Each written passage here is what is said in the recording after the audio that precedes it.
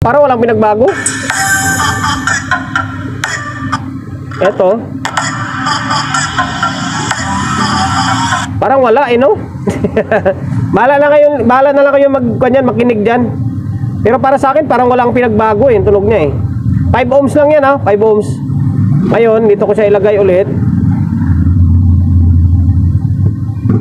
Ito naman 1.5 na ito, 1.5 na 630 volts. Okay, dito may resistor.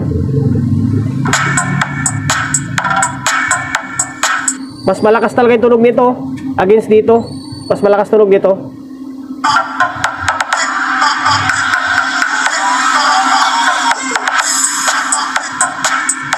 Parang mas maganda tunog ng 1.5. Ito, rekta ito. Ito meron.